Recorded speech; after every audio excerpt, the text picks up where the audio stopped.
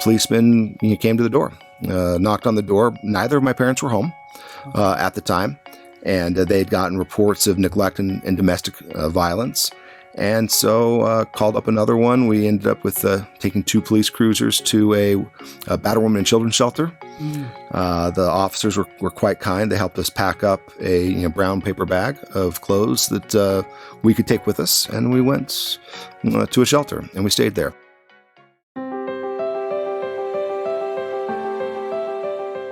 Welcome to Stories of Hope in Hard Times, the show that explores how people endure and even thrive in difficult times, all with God's help.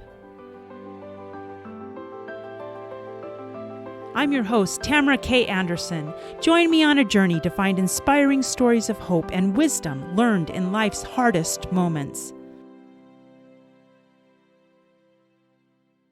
Today, my guest was born in Honolulu, Hawaii. He grew up in an abusive home and then went into the foster care system where he was from age 6 until 18. He beat the stereotype and graduated from BYU with a degree in finance and then received 2 law degrees, both one from BYU and one from Northwestern. During his career, he specialized in intellectual property cases, where he has been recognized as one of the world's leading IP strategists. Recently, he quit his law practice so that he can spend his time with his wife and 5 children, who are his priority. I am happy to introduce Robert PK Mooney. Rob, are you ready to share your story of hope? I am, Tamara. Awesome. So you are one of the people who has defied the odds. You grew up in a crazy situation and you have totally turned that around. So let's talk about that journey. Why don't you first of all take us to your home life and then how you ended up in foster care? Unfortunately, millions of kids in America have parents who don't provide for them, whether it's providing for their physical needs or their emotional or spiritual needs. And that was present pretty thoroughly in my home. My mother was very sick physically and emotionally and mentally. And I had a father who was very abusive. And so there was sexual abuse, physical abuse, and emotional abuse in the home. And it left some pretty significant scars. Scars on the inside and scars on the outside. Right. And so it was a rough go growing up. Nevertheless, we still had happiness and joy at times. It wasn't all pure darkness. I had 7 siblings. Both my parents had previous marriages, and each of them had children from a previous marriage. And together they had 7 of us that lived with them in Hawaii.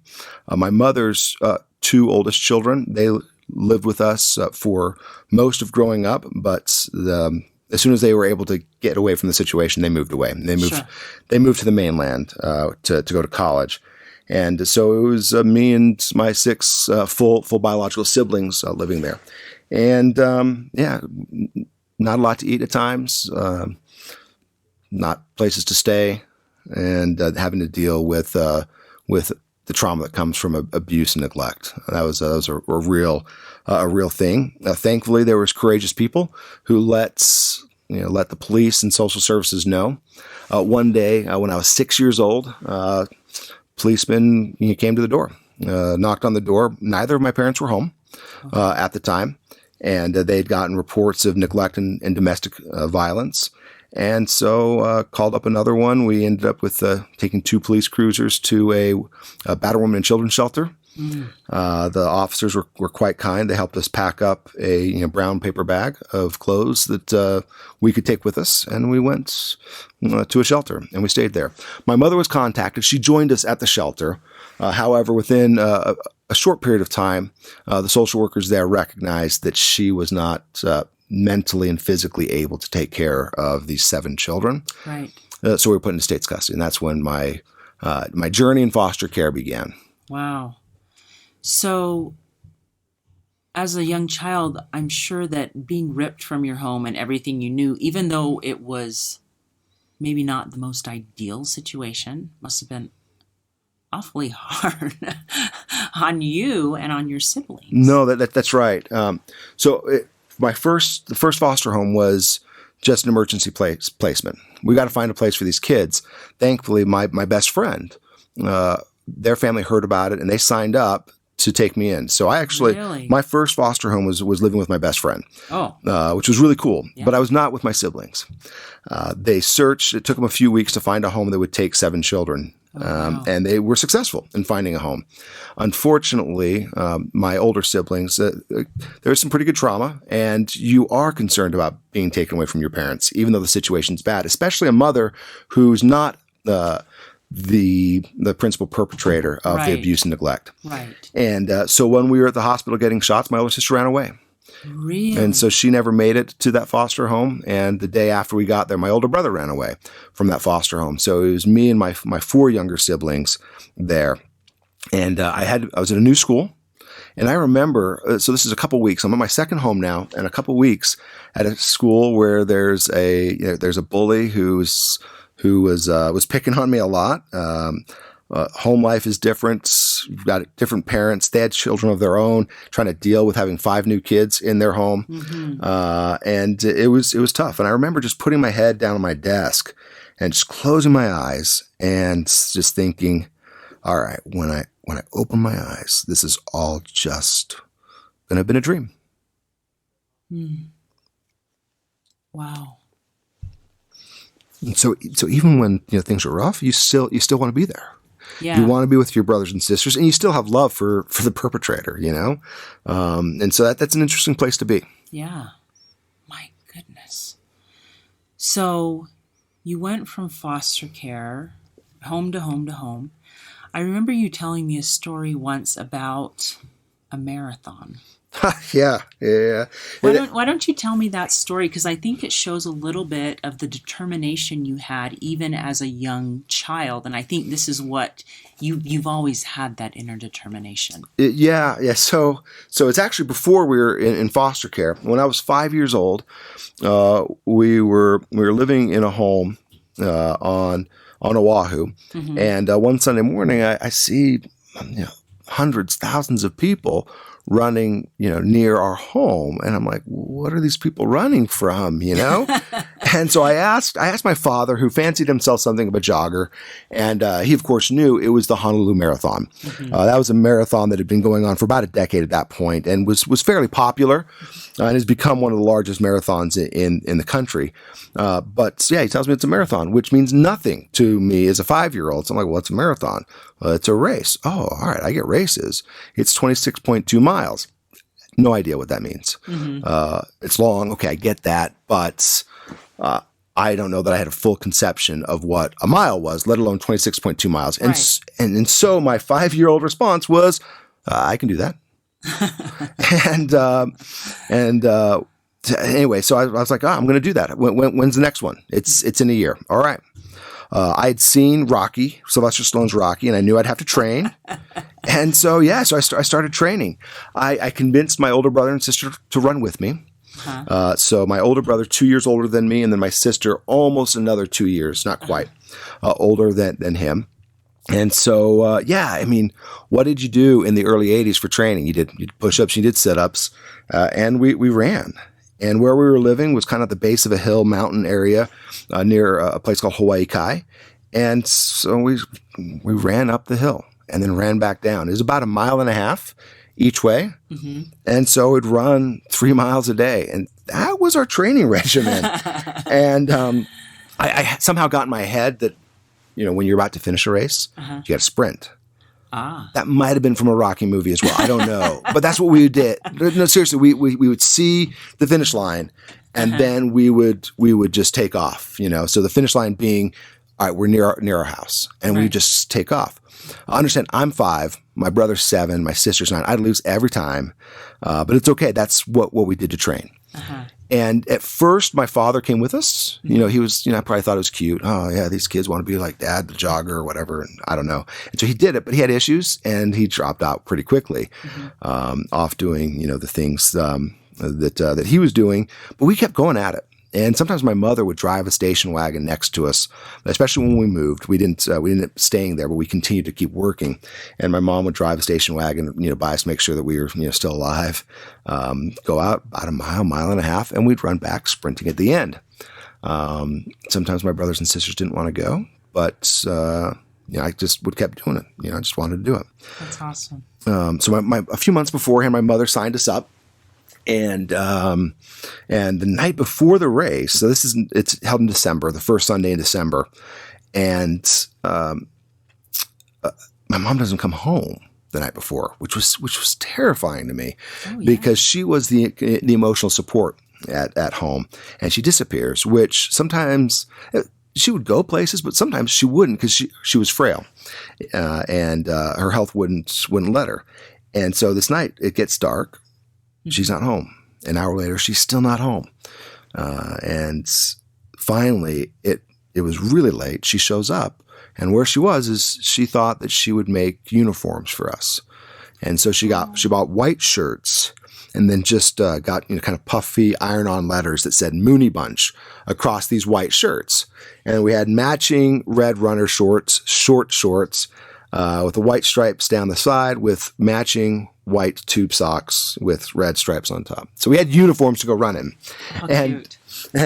So then the next morning, crazy early, we went down to downtown. We had to park a decent ways away because there was a decent amount of cars parked everywhere. Sure. The race started well before sunrise, and hitchhiked to the starting line. There were some people going by, and we got a ride and got in the midst of the starting line. And gun went off, megaphone announced the start of the race, and it was just packed in with tons and tons of people.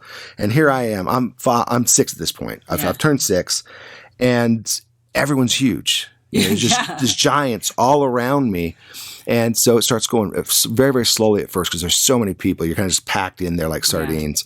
Yeah. And it takes a while, but eventually you get a little bit of space. And we get going, and I've got to take 2.5 steps for every one of my fathers. Mm-hmm. And he's running with us, right? He'd forgotten that we were running the race, and he gets this uniform. He's like, oh, I guess we're doing this. And so anyway, we just started going, and 1 mile turned into 2. And then I maxed out at my 3 miles, and then just kept going. 10 miles, and then 11 and 12. My older brother and sister, ended up outpacing me. So my older sister, she was about 10, and my brother 8. So they outpaced. But my father, for all his shortcomings, he stayed back with his 6-year-old son. Make sure I was safe. He slowed his pace down, and we just kind of kept plodding along. I had never ran anywhere near that length ever before, and I just kept running. Years since, people have asked me, did you run the whole thing? I said, yeah. I ran the entire way. I didn't, however, run the entire time. Right.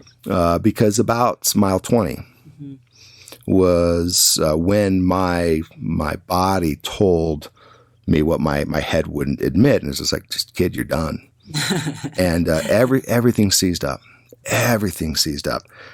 We didn't have Gatorade back then. It had been invented, but it wasn't widespread. Right. Your hydration were water cups and pineapple juice. Dole was the sponsor of the race, and big Dole pineapple sponges that were in big, huge garbage cans filled with water. So you'd grab a cup, just drink it, throw it down, and then squeeze over. We didn't have electrolytes. We didn't have goo or any of these other things that people have who run now. And I was malnourished as it was. Right. But I made it 20 miles before my muscles just completely seized up, and the pain was immense. I'd never had cramps like that before. I didn't know what cramps were then.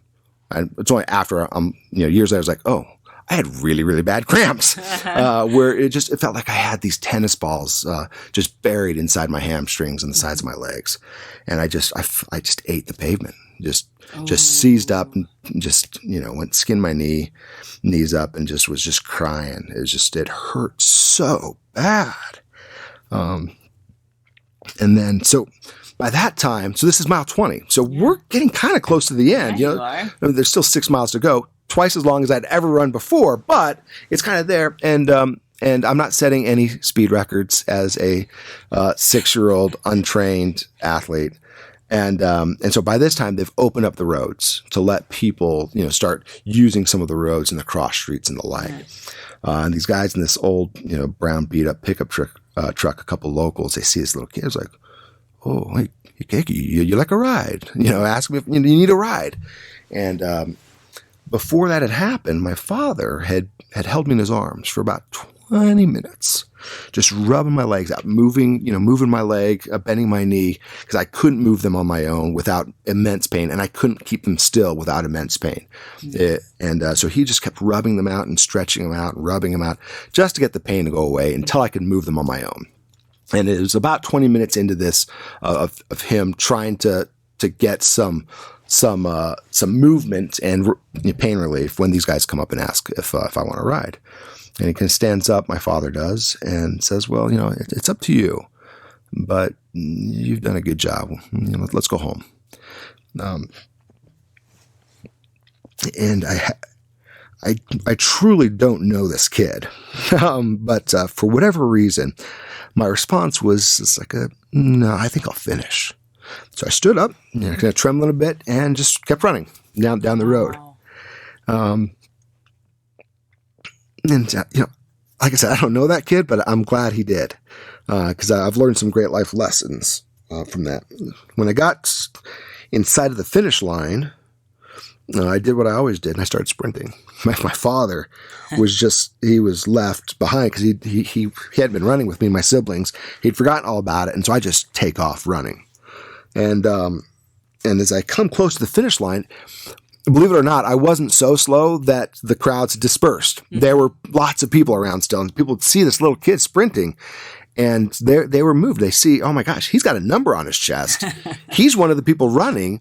And before I even got to the finish line, I had a couple of people run up to me with these massive flowered leis, not for a little kid. One of them had to be doubled up so they could get over my head. And I was just trying to finish a race. I'm like, what are you people doing? Uh-huh. But apparently it's pretty easy for an adult to catch up to a 6-year-old trying to finish a marathon. Mm-hmm. And they caught up to me and put this lei on me as I'm trying to cross the finish line.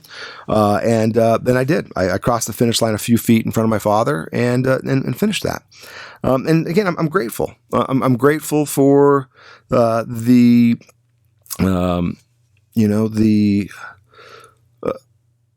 desire of that kid to do something that, he had no business doing, and I learned, and this was really helpful later on in overcoming hard things, is to know that you can do something, and you can do like these crazy things that people say you shouldn't be able to do.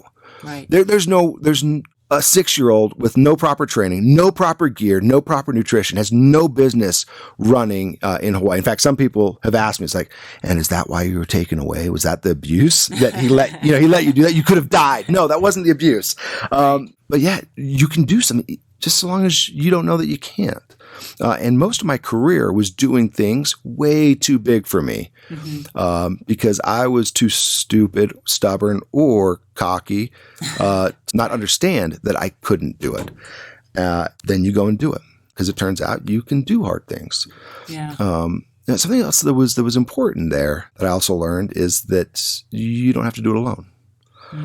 My father, for all of his faults, and me and my siblings have suffered dreadfully because of his actions. Mm-hmm. But notwithstanding all of his faults, he held his son in his arms. He got it so he could run again. Yeah. And so there's going to be people along the way. They're going to be imperfect people. They may even be bad people. But there are going to be people along the way that will help us as we try to do these hard things. Yeah. And they don't have to be perfect to be able to help. And that's something that was really, really helpful for me to know. And it also helped me know that I can help other people, even though I'm not perfect as well. That's powerful. So anyway, that's really so that's the marathon story. That's awesome. Yeah. Well. And what a blessing to know that God uses imperfect people to help others. That's right. Yeah, that's right. Wow. Powerful lessons from a 5 and 6-year-old boy. Yeah, kind of crazy. So 2 months after that was when the police came. Gotcha. So that was in December of 1984, and then in February of 1985 is when the police came and started in foster care. Right. So yeah. So you went to foster care and on the mainland? No, this is in Hawaii. Hawaii first. Yep. And several homes in foster care. What were some of the things that were going through your mind as a foster care child, besides that putting your head down on the desk and wishing that it would all just go back to normal? Yeah. Take us and explain to us so that we understand. No, there was a very intense desire to be back with my family. And it just wasn't a possibility. My mother was again, I said, quite frail, and it turns out she was quite sick. She developed cancer just within a couple of years, and so her health declined, and our ability to see her declined. The possibility of being together as a family was dissipated fairly quickly. Mm-hmm. My father moved to the mainland, and then my mother did as well. She moved to Utah, and with the hopes that she could convince the state to transfer her children to Utah. She had family in Utah. Oh, I see. And so at this point, you were still in Hawaii. Correct. Yep, we were still in Hawaii, and just changing home. Sometimes I was with a sibling, sometimes not. My last home in Hawaii, I was with my older brother Michael. Okay. And then we just got the news a couple days before my birthday. Was told, I got good news and bad news. What's your good news? It's your birthday next week. That's the good news. What's the bad news? You're moving to Utah. Okay. So on my 8th birthday, we moved got on a plane, flew to Utah. And then my mother was hopeful that her family, I believe the reason she wanted them to move us to Utah was so that we could be close to her family. Mm-hmm. And maybe that they could be an influence. That didn't end up being so much the case that I think as she had hoped. But I think the desire is still there. Let's be together as a family until she got sick with the cancer. We found out. I didn't find out that she had cancer until we were already in Utah. But did she already know that? I believe that she did. I don't know that for sure, but I believe that she did. We came in September, and I think she started her treatment in January or so, and then she died in April. So they were in the process. It's a really unique situation. Hawaii has jurisdiction over these kids. You're living in Utah. Mm-hmm. So what do? Everyone, unification is always the goal, but it's got to be responsible unification. And so my parents, the state didn't know this at the time, but they divorced. Oh. But at this point they were living together, divorced. But anyway, they decided we're going to send the kids back one at a time. Back to Hawaii? No, back to live with them. Oh. And they were living together in Utah. I see. So let's do this reunification. We'll do it one at a time to see if they're able to handle having these children. Right. My mother's chemotherapy had ostensibly been successful, and so they put a plan to send him back. And I was the first to go back. Unfortunately, she developed pneumonia, and the week I went back is when she went back to the hospital, and then died after a very, very short stay in the hospital. I'm not sure how the decision went to, what made anyone think it'd be responsible to send 6 more children back to my father, who again was the principal perpetrator of the abuse. No real improvements on neglect side of things, and now without a mother. But they did. They sent us all back. They did? Yes. Still one at a time? No, all at the same time. So the plan was one at a time, but after she died, they're like, oh, you know what? He's good. We'll send them all back at the same time. Oh. And so suddenly we have 7 kids with this one guy, and it didn't work out very well. At the time we were living close to where my mother's parents were. They lived in Provo, Utah, and we were close there. And then he moved us to Park City, but there wasn't able to take care of us. It took a few months, but social services were called in, and basically my mother's family was called and said, these children are getting shipped back to Hawaii. This isn't Utah's problem. So unless you guys can do something, they're all getting shipped out. So my mother's sister and her family came up and got us out of the home and worked with social services to get us back into foster care with a private social services acting as a liaison for Hawaii. And so now we end up in this very bizarre situation where you're Hawaiian foster children, or foster children under the jurisdiction of Hawaii, living in Utah with a private organization being a liaison. So it was a little bizarre. And then that was, we're back into foster care. And then the process began, for the termination of his rights, which happened a little while later. And so now the 7 children are available to be adopted. In the meantime, we're all in separate homes for the most part. Right. Ultimately, the 4 younger children were all adopted into 3 different homes. The younger girls were adopted together, and then each of the boys were adopted in different homes. And then me, my older brother, my older sister continued to move around. And at that point, when his rights were terminated, it wasn't maybe our family's going to get back together. It's broken, and this is life. Your younger brothers and sisters are getting adopted into homes, and they're looking for a permanent place for you. But as you get older and you have, trauma baggage, that becomes harder and harder. What was going through your mind at this time? By the time I was in 5th grade, it was normal for me. It was the new normal, and it's what life was. Once my father's rights were terminated, my mother had died. Now this is now life. Things got a little messy when I was 13. I was living with a very, very cool couple, but they had their own marital issues. And as their marriage was falling apart, and I was, a child in their home, and I was actually the oldest. They had biological children. They were all younger than me. But they'd actually suggested that maybe it was to give a chance to reconnect with my biological father.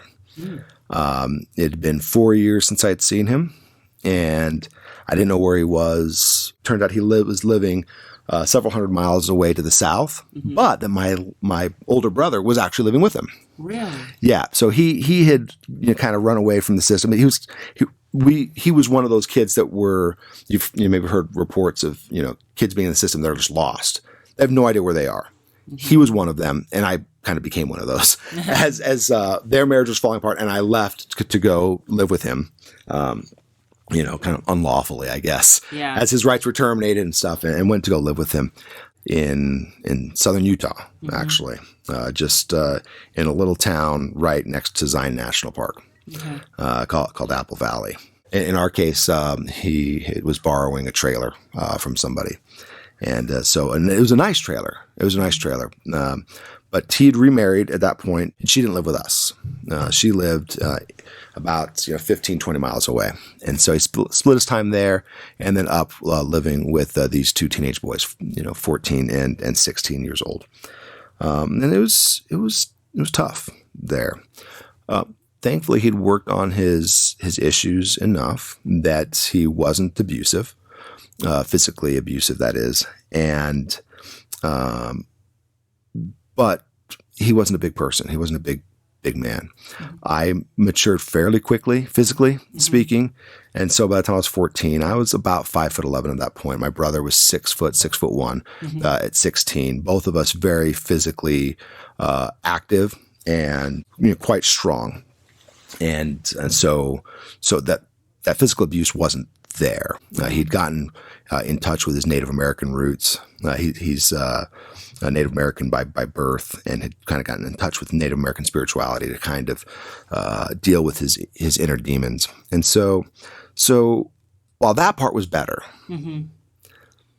it wasn't a great situation. He wasn't a great father, wasn't a great role model, and he wasn't a great teacher there. So it was just two traumatized boys raising themselves, not full Lord of the Flies or anything like that, but and we cared about each other very, very much. And but it was a lot of times on our own, just out there in this trailer. We didn't have heat, we didn't have electricity, we didn't have telephones or anything like that, and frequently didn't have a lot of food. Thankfully, and money for clothes weren't there or anything, and I'm growing. Thankfully, the kindness of others. One of my friends supplied a lot of clothes for me, so I didn't have to deal with being made fun of for having pants that were 6 inches too short or whatever. So it was all right, but it wasn't great. But then there was a turning point that happened when I was living with him. Why don't you tell us about that?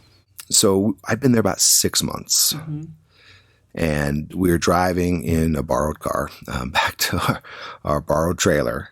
And he said to me, he's like, Robert, I think it's time that we bring your younger brothers and sisters home. And I said, what did you say? We need to bring your brothers and sisters home.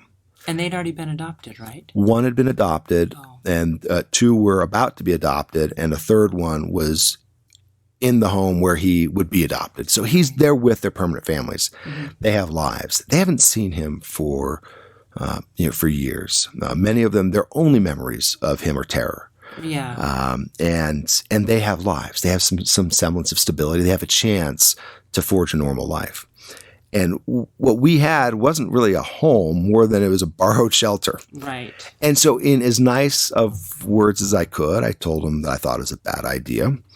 And that I'm sure came across as very disrespectful. And that escalated quickly into a bit of a confrontation. A lot of yelling, heated exchanges, got to the trailer.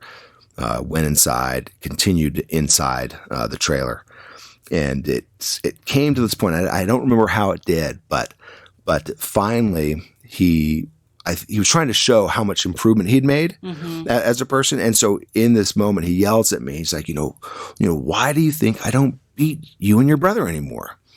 And my response back was, because we're bigger than you. And yeah, that's logical to a teenage boy, right? Right. Now, so he was 5'9". I'm 5'11". Brother's 6'1". We were taller than he was. He's a full-grown man. Right. I was 14 years old. Right. So while I may have been taller than he was, I certainly wasn't brawn and thicker than he was. And so he essentially challenged me to make it physical. So he kind of called me on, and he knew that I had a history of fighting.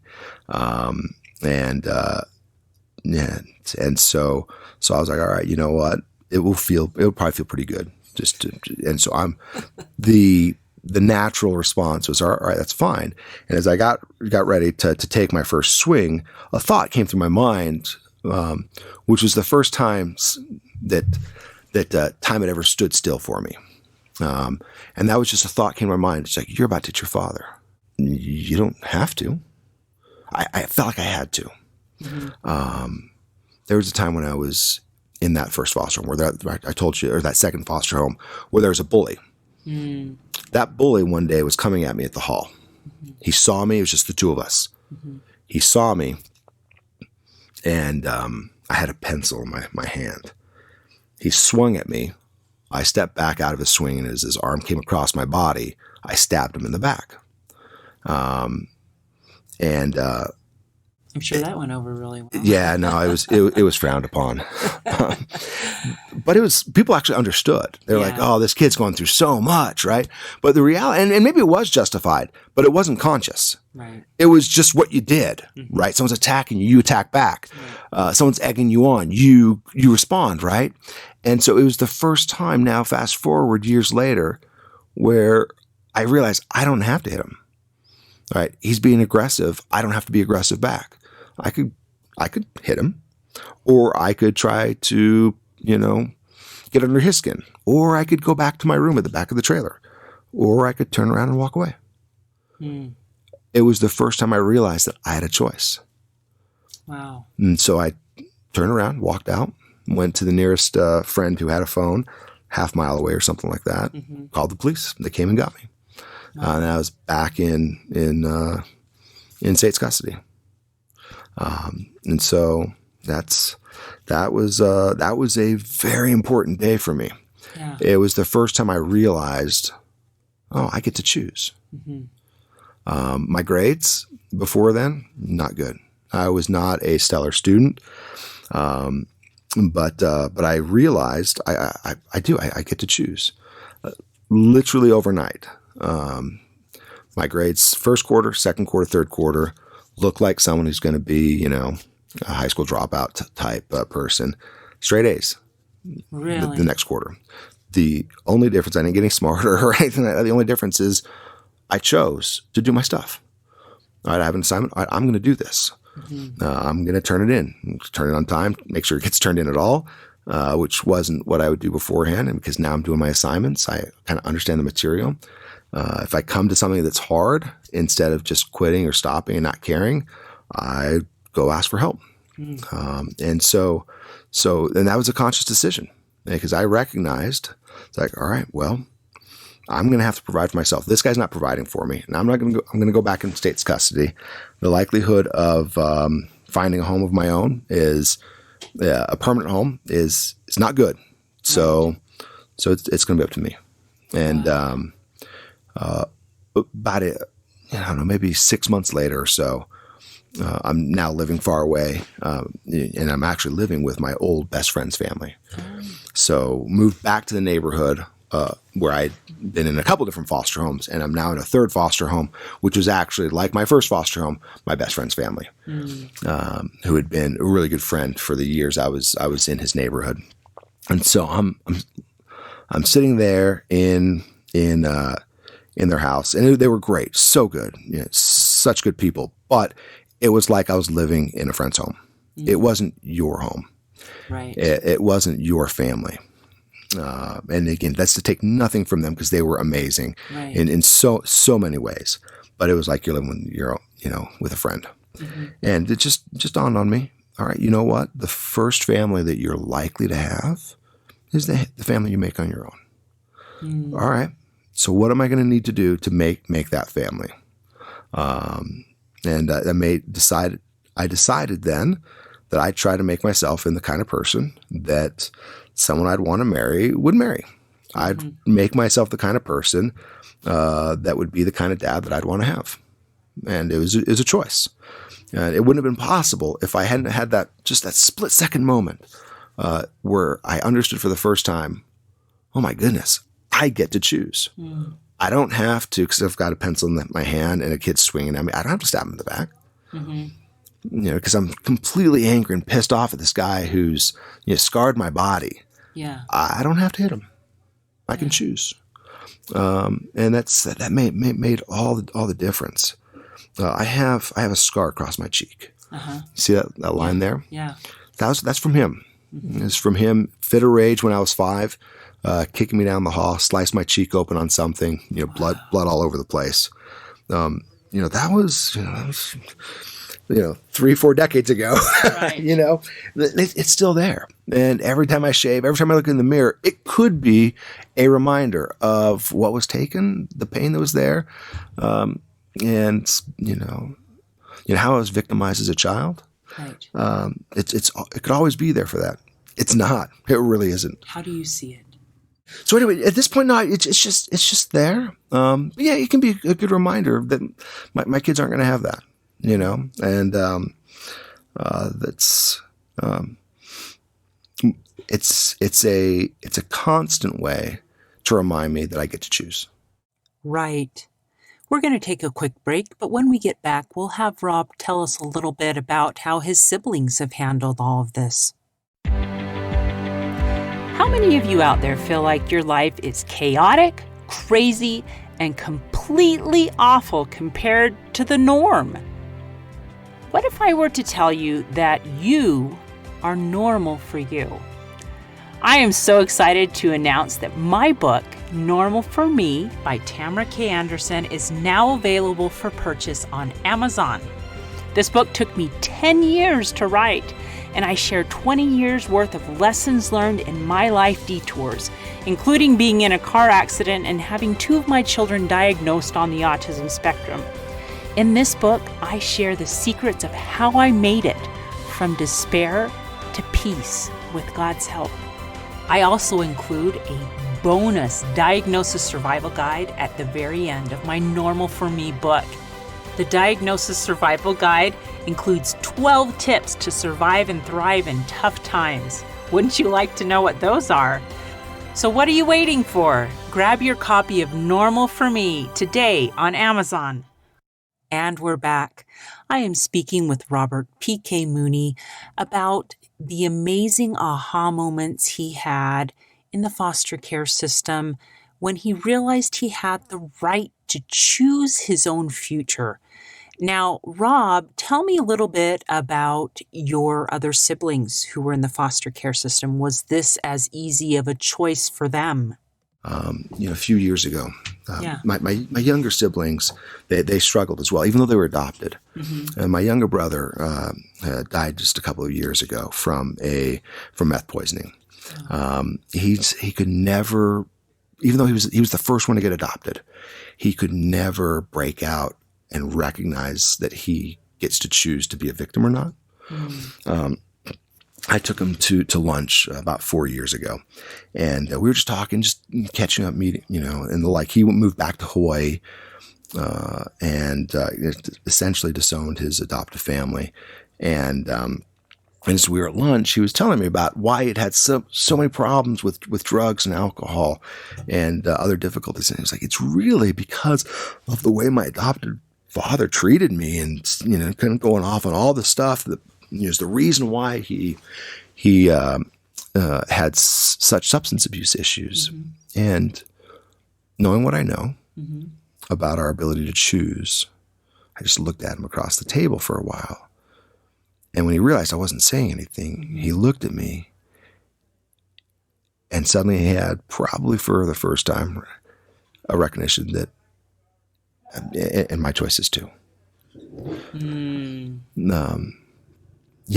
have to recognize that you get to choose.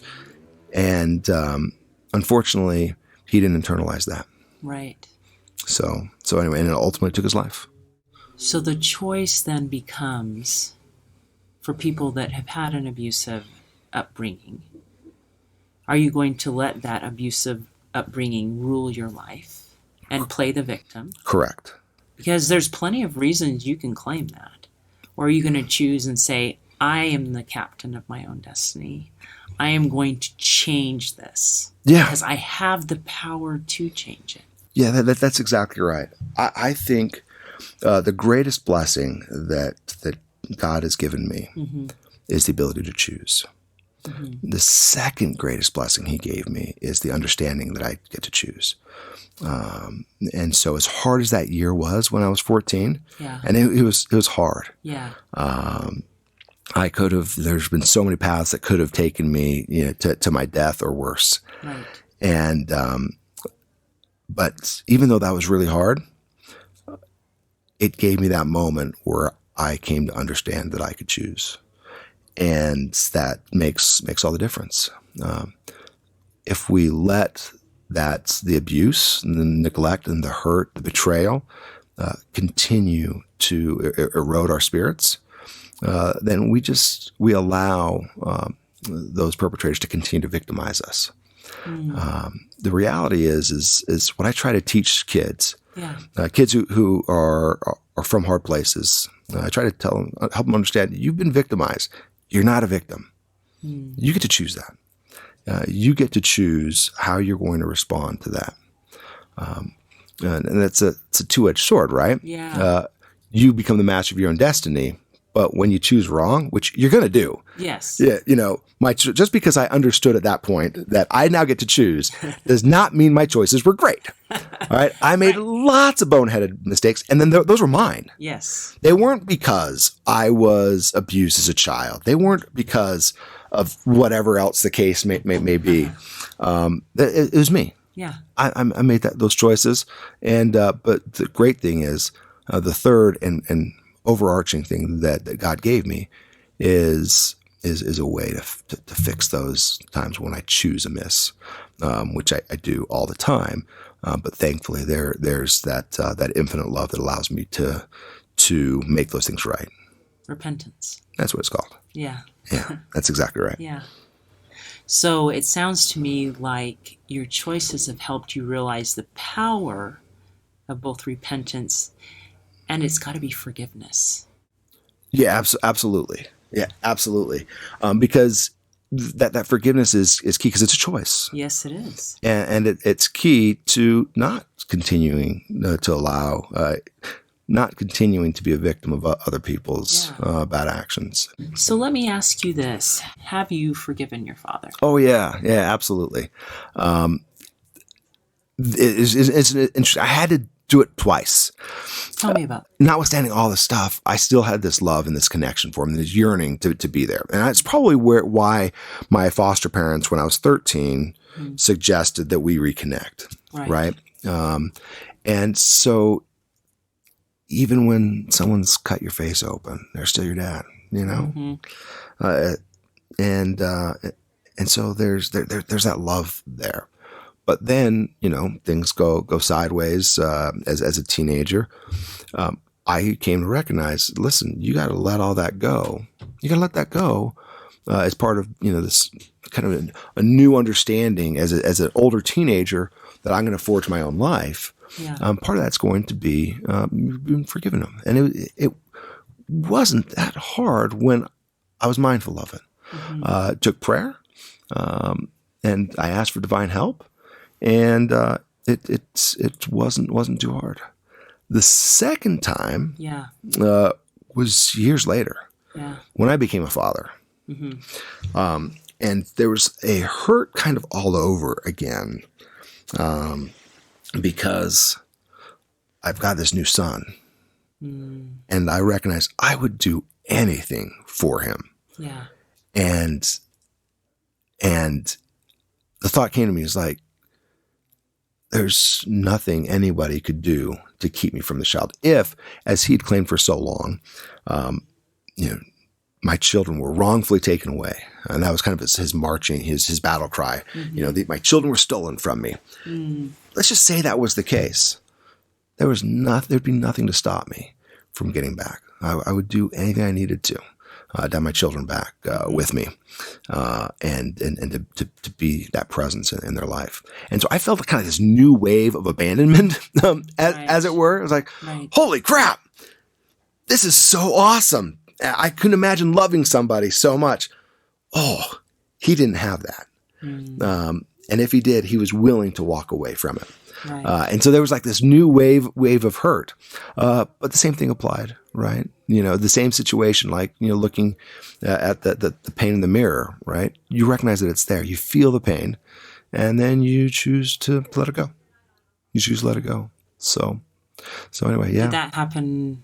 You prayed your way through that and gave it to God, or? Yeah. So, I learned that what the Lord did for me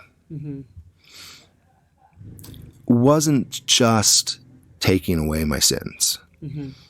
He can heal my heart. So one of the frequent things that I've cried is that it's like, there's a hole in my heart. I just need you to fill it. And sometimes it takes time. And there's always an ache. When I think of my sister who took her own life, there's an ache. When I think of my mother, there's an ache. It's still there, but it's healed. It's healed. And so that's what you do. You turn it over. I don't want to feel these feelings. I'd rather be filled with light. This feels dark. Take them back to the light, and it happens. It takes time, but it happens if you're willing to. So perhaps your advice to people who are in a similar situation and struggling to forgive is give it to God and be patient as He helps you fill that hole. Yeah, absolutely. Sometimes what's been filling the hole is the anger and the rage. It's part of what's keeping you whole. You think. Yeah. But what you really have is you have a void in your life, and you're filling it with that anger, with that hatred, with that hurt. And it turns out there's a master healer who, if you'll give it to him, He'll fill it up with love. It's possible. It's real. Yeah. So just be patient. Yeah. Give God the time and allow him the ability to come in and heal you. Choose that, as you would say. Absolutely. And then there will be times where your actions can be separate from your feelings, that can be separate from your thoughts, where you may feel a certain way, but you would recognize if I were to act in this way, it would be inconsistent with having forgiven somebody. So act as if you have forgiven. Absolutely. Until it's complete. Correct. That's a powerful bit of advice. And that's a choice. Yes, it is. Even though in your heart you feel, I'd like to hurt this person, I'm gonna choose not to. Right. It's a choice. He gave you the power to choose. Yeah. And part of that is choosing to let him heal you. Yeah. Part of that is doing what he would have you do, even when you don't feel like it. Right. So. Yeah. Wow. That's really. I love the act as if until you're completely healed, and it will happen. So maybe cling to that hope that someday your heart will be whole, and there will be love in those places where there's now darkness and pain. Yeah. Yeah, absolutely. It's one of the great blessings of being a father, is that there are ample opportunities to fill your heart with love. And so I love being a dad, just because for that reason, being a husband, being a father, you are given. It's like God's architecture, his design for giving you opportunities to love, giving you opportunities to serve, giving you opportunities to grow. It's one of the great things about being a parent, that I'm grateful I have that blessing. My wife and I, we've got our 4 children, but we also have served as foster parents as well. So there's an infinite need for parents, and for someone who is, I'm inherently selfish. No, I am. But it reflects in altruistic acts because those bring me joy. Right. Right. The only truly altruistic person would be God. He was God, but he still gave everything. He didn't have to. He had nothing to gain from that, but he did it anyway. Whereas me, I always have something to gain, it's completely wholesome, right? It's, I gain this incredible feeling in my heart when I do this with my children, and I feel this closeness with my wife when I treat her with respect and all these sorts of things. Someday, I hope I never get a terrible test where God's like, all right, well, Rob, I'm going to take away all those good feelings and we'll see if you still do the right thing. I hope that doesn't come, because I really do. I love being in a family. Well, and it's amazing that I think looking back on that child who ran the marathon, it just goes to show that once you are fixed and determined to choose your own life, to choose to be different, there's nothing that's going to stop you. You are going to finish that race. Yeah, from time to time. But there's been help. One of the things right now, I speak to kids that are in foster care, to try, especially kids that are likely to age out. Right. Your adoptability kind of drops down. You hit 14, 15. It's hard to find a permanent home for those kids, and so states will frequently change the focus to transitioning to adult living. Right. And see what you can do to make a positive life. The statistics for those kids aren't good. And so one of the things that I try and tell these kids is, number one, you can do these hard things. And I use the marathon as an example of doing something ridiculously hard that you have no business doing, but you can still do it. But I do point out that you don't have to do it alone. Normally, God sends angels in the form of people around us. Yes, he does. Imperfect people, but they're there. But even if they're not, and physically you're utterly alone, you're still got someone who's going to help you through. Yeah. And that's the Lord. And that's absolutely true. Yeah. God's always there. Yeah. I learned that from a friend, from a friend when I was living with my best friend, when I was 15. I was with a group of guys, and as guys do, from time to time, teenage guys, they were complaining about their families. Oh, I hate my mom. She's making me do this. Oh, yeah, my sister. Anyway, it ended up just being this big old gripe fest with my friends. And I was kind of silent through that. Sure. And I said to one, I was like, afterwards, just one-on-one, it really bugs me to hear you guys complain about your families. I'd really like one. And you guys treat them like they're garbage. And to his credit, he was participating in the family bash. He said to me, he's like, well, Rob, if you want a family, you can ask God. He can give you one. And I never thought of God as being a person who could provide a family. And so I went to my bed. I lived in the storage room of my friend's place. They had a bed, and I knelt down next to it in my spot, and just said a very simple prayer. God, Joe says that you can give me a family. If you can, I'd really like one. And the very, very, very next day, nothing happened. And the next day, nothing happened, and so on and so forth. And I kept asking. I kept just, all right, I can be patient. And a week is long for the 15-year-old. A couple months is even longer. But I continue to ask. Simple prayer. I'd like a family. And then my social worker calls me. And she's like, I think I've got a perfect home for you. And we go, and she picks me up and drives me to this place. Mm-hmm. And it was like this vision, dream come true. Mm. Tennis courts, swimming pools, big old mansion. I'm like, you're kidding me. Like, oh my gosh, this prayer stuff works really, really well. And I go and I meet these people, and they are dynamic and gregarious, and they have these older daughters, and they've got a son who's always wanted a big brother, and he was several years younger than me. And we just hit it off, and they wanted to make sure that I was the right fit for them to come to their home. And so we spent several weeks with me coming and visiting them, and they had boats. We went boating together. You probably loved that. Oh my goodness. Yeah, no, they had basketball courts. I mean, it was like this. Oh my goodness. I'm going to go live with, a family that has all of this, mm-hmm. and they're crazy cool, and they're just like me, and very gregarious and outgoing and athletic. I'm like, oh, this is amazing. And I was like, wow, prayer's absolutely amazing. I could get into this prayer thing. And then after a couple of weeks, they had me come over for just a kind of a family council, as it were. And I knew something was wrong because the kids were crying.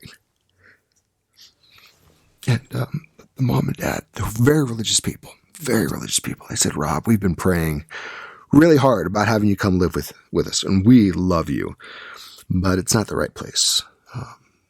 And so we're not going to have you come live here. And I was heartbroken. Before I left, the dad said, Rob, we truly love you. And it's kind of coming on the hollow ears, but we truly love you. And the only reason you're not coming here is because either you've got more to learn from your situation, or because the Lord has something better for you. And I went back to my bed in my buddy's home, quite confident there wasn't anything better, because this was really awesome. And I was a little bitter, actually. And so I realized, all right, that the home that I'm going to make is going to be my own home, and was fixed and determined that that's what it was going to be. My caseworker, she was concerned now, the likelihood of finding a permanent home is now virtually gone. And she was like, well, you need to make sure that you're able to provide for yourself. And so she advised for me to do my junior year over the summer at the second, the alternative school. And so I did. So, all right, I'm going to go prepare for myself. And so I did my junior year over that summer, fixed and determined to make my family in the future. My social worker called me, and she said, Rob, there's a girl who was adopted when she was young, and she's having some troubles, identity issues, if you will. Would you be willing to come just talk to her and help lift her spirits? Yeah, sure, of course, I'll come talk to her. So I go to talk to her, and she was having troubles, but I didn't know that what was happening was that girl's family was kind of just checking me out incognito to see whether or not I should come live with them. And they decided that they did want me to come live with them. And so the summer before my senior year, I moved in with the place that my kids call Grandma and Grandpa now.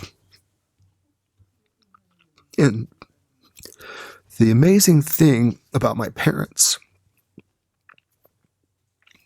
is that, unlike the other family who was so amazing and so much like me, my parents were soft-spoken. They were hard workers.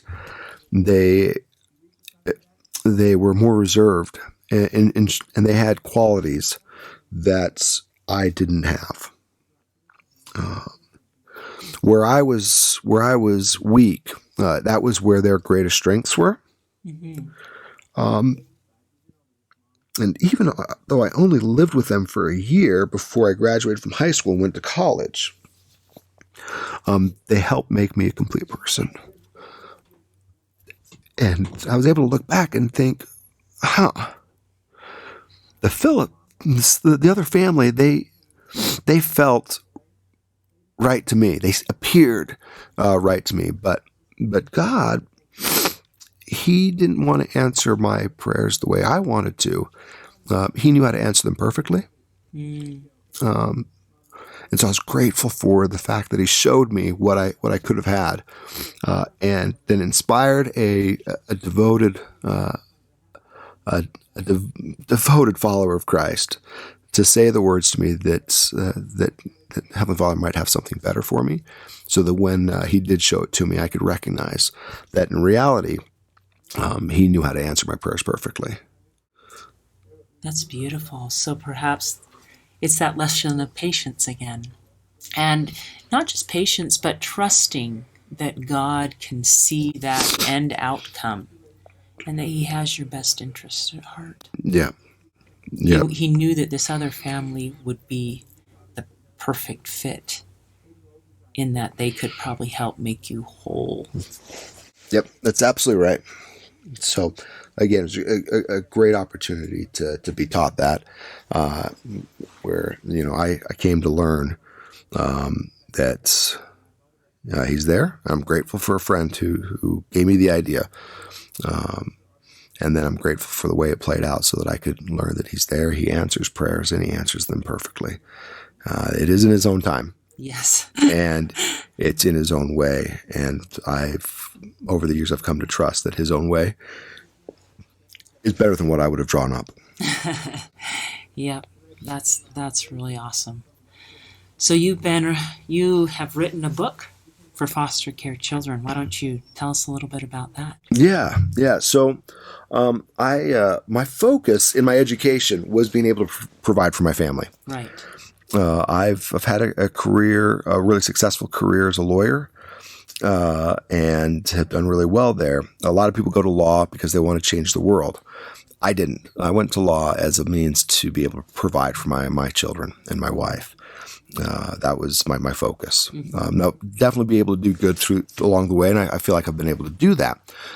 However, my career is so frequently taken away from my family. Right. And while I think I've been a really, really good husband and father, a lot of times I've had to do it from a distance because I've had to travel a lot.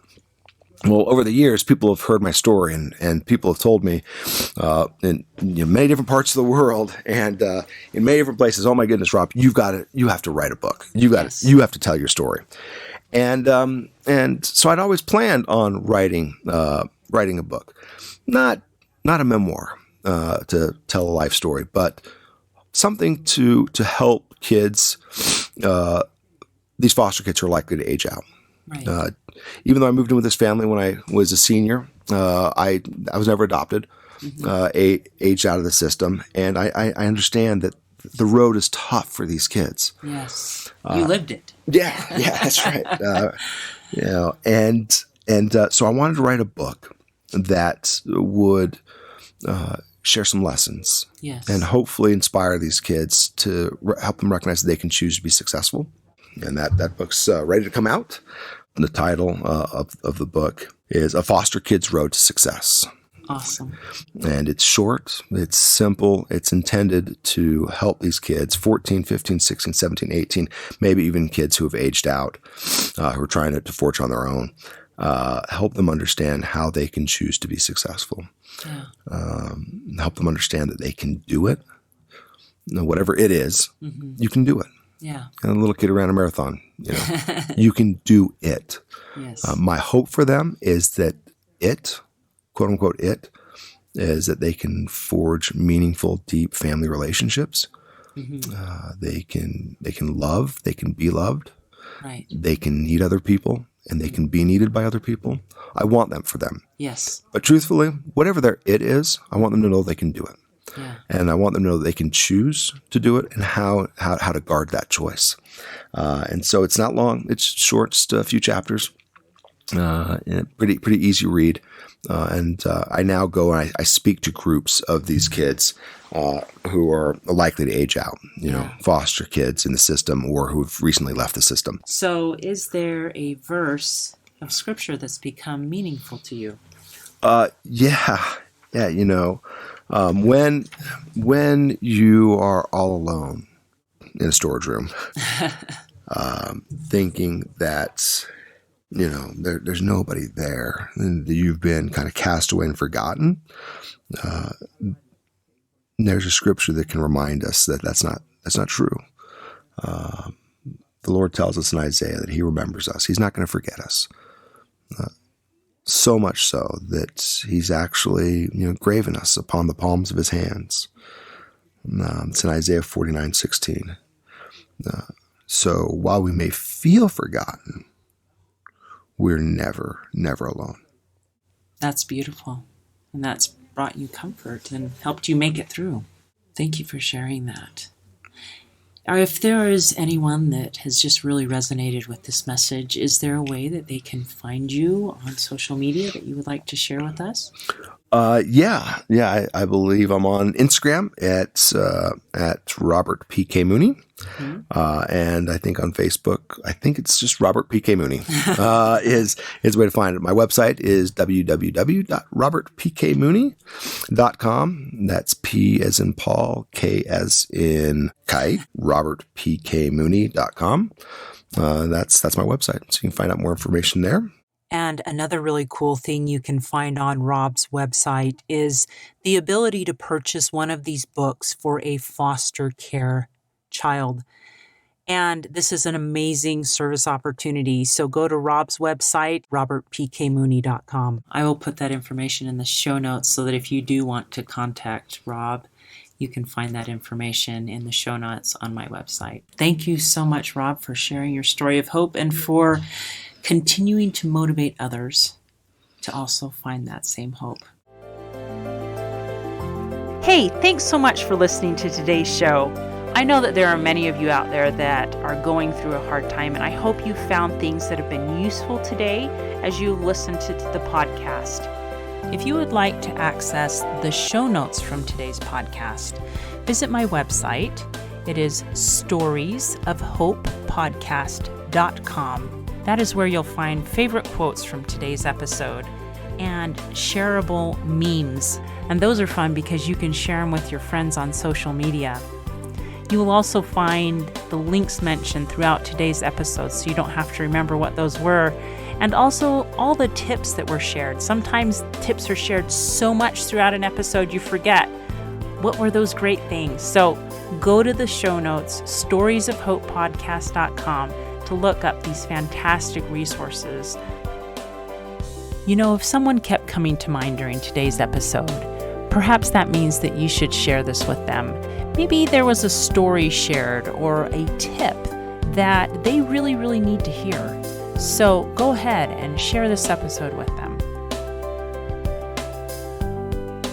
May God bless you, especially if you are struggling, with hope to carry on and with the strength to keep going when things get tough. Remember to walk with Christ, and He will help bear that burden. Above all else, remember, God loves you.